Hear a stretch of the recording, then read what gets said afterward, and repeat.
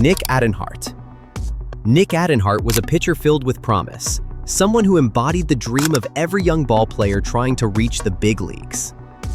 On April 8, 2009, he took the mound for the Los Angeles Angels and pitched 6 brilliant shutout innings against the Oakland Athletics. It was the kind of start that made fans and coaches believe he was on the brink of something special. However, at just 22 years old, Adenhart had already endured many challenges, including elbow surgery earlier in his career. But he fought back and reclaimed his spot among the brightest young talents in Major League Baseball. That same night in April 2009, after the game, he celebrated with friends as he had just proven himself on one of the sport's grandest stages. But in the early hours of April 9th, tragedy struck in Fullerton, California. As Adenhart and his friends drove through a busy intersection, their car was struck by a vehicle driven by a drunk driver who ran a red light. The crash was devastating, killing Adenhart and 2 of his companions. Sadly, he was only hours into what should have been a launching pad for a long and fruitful career. The baseball world was stunned and left grappling with the fragility of life and the senselessness of such a loss. Teammates, coaches, and fans gathered to honor him, remembering not just his talent, but his humility and determination. Harry Agganis. Harry Agganis, also known as the Golden Greek, was more than just a ball player. He was a hometown hero.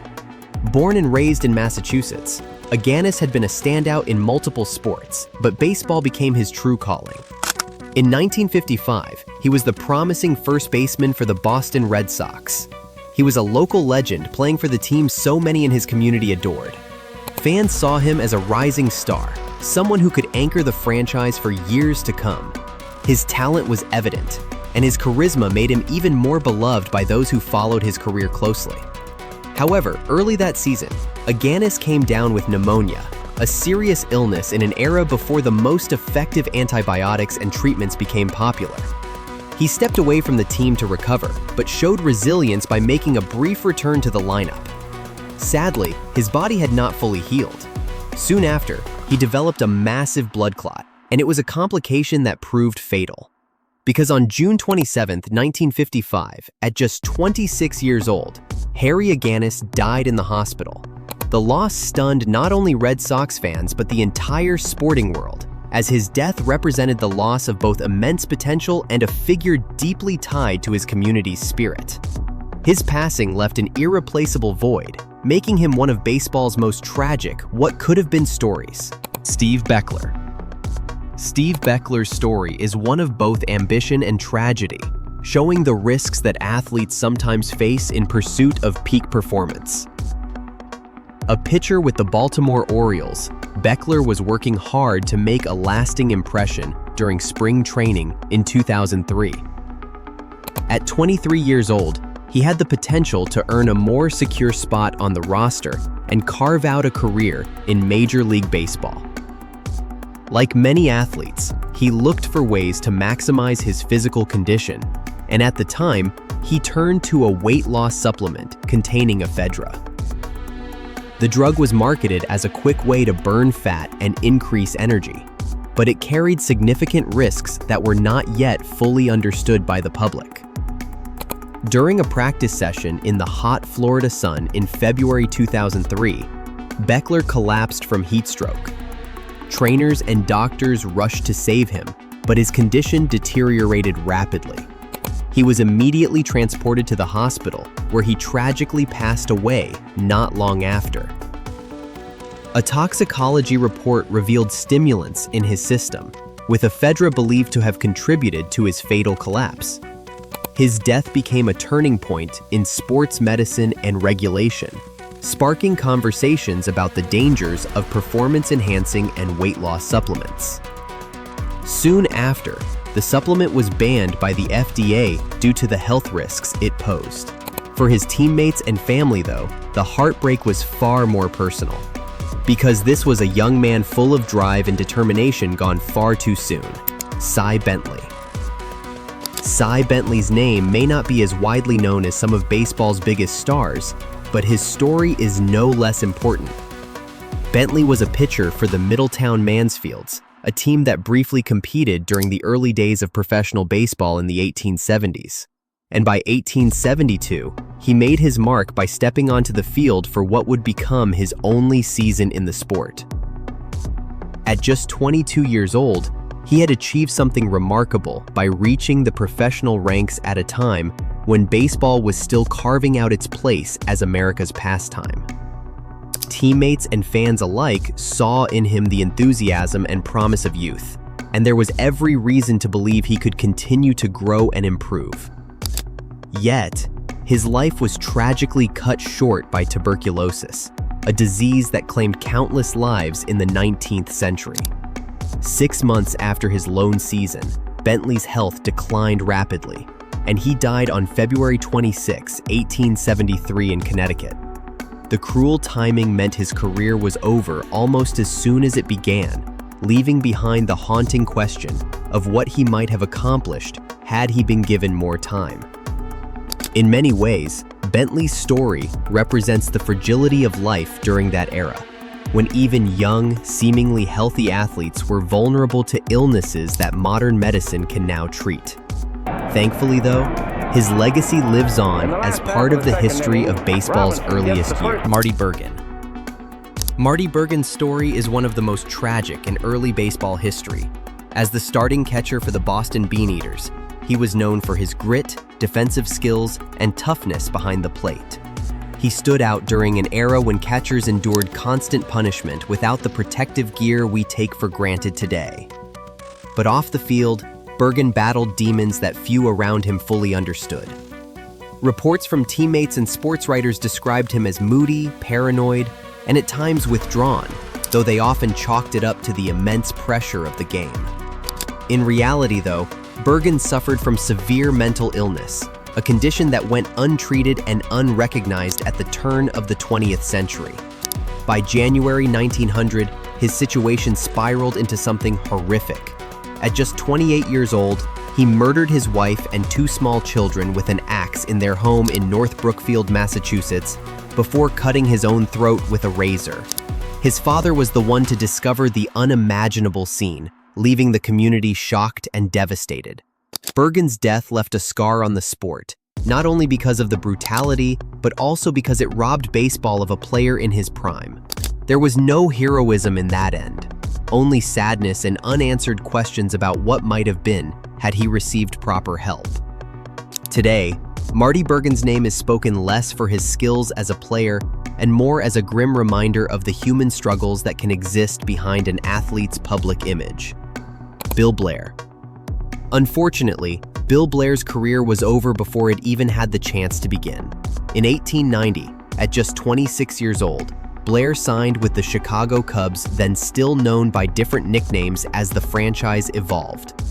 For any young ballplayer, signing with a major league club represented the fulfillment of a lifelong dream and a shot at proving oneself among the best in the game. Yet Blair never once stepped onto a professional diamond in a Cubs uniform. But why? Well, in an era before modern medicine and antibiotics, it was common for illness to strike down young and healthy players without warning.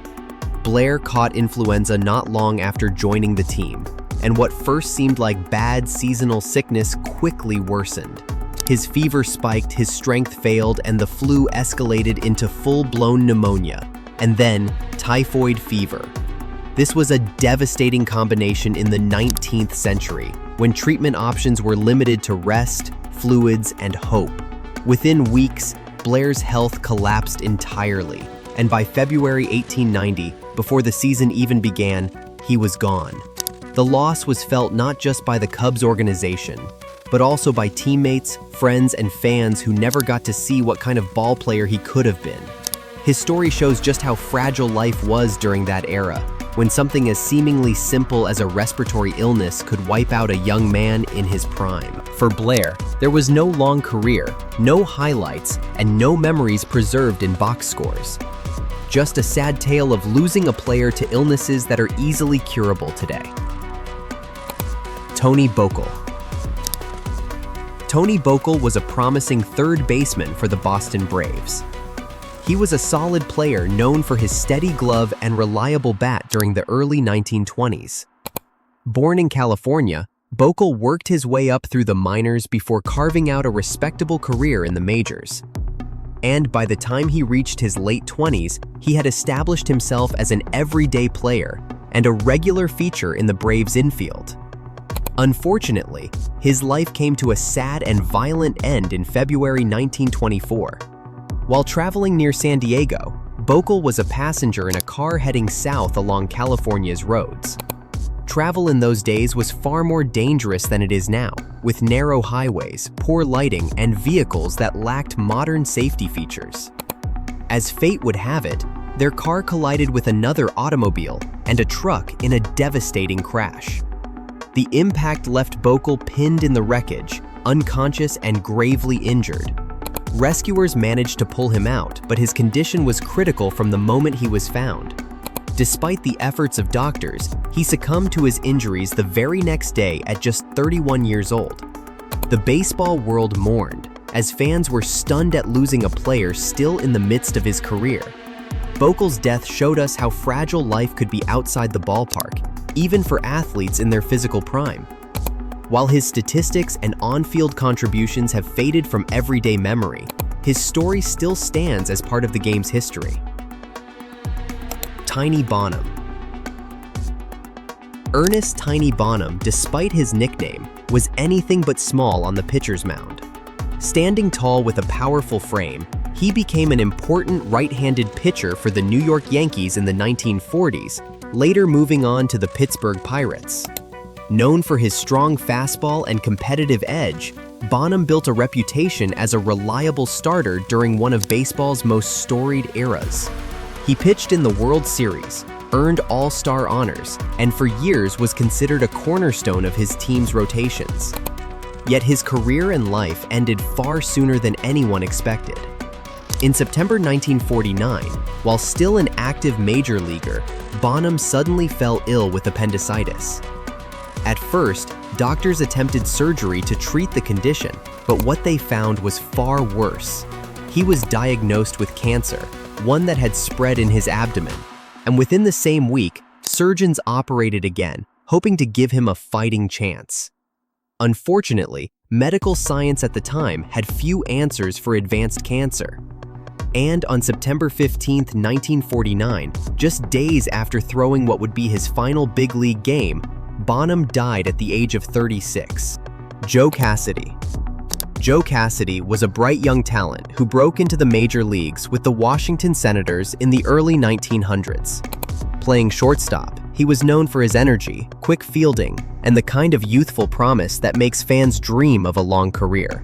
At just 23 years old, Cassidy already carried himself with the confidence of a veteran, showing flashes of becoming a cornerstone for his team. But fate had other plans.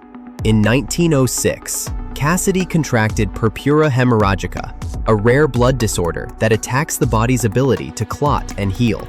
In those days, medical science could do little to fight such illnesses, and what began as a sickness soon became a death sentence.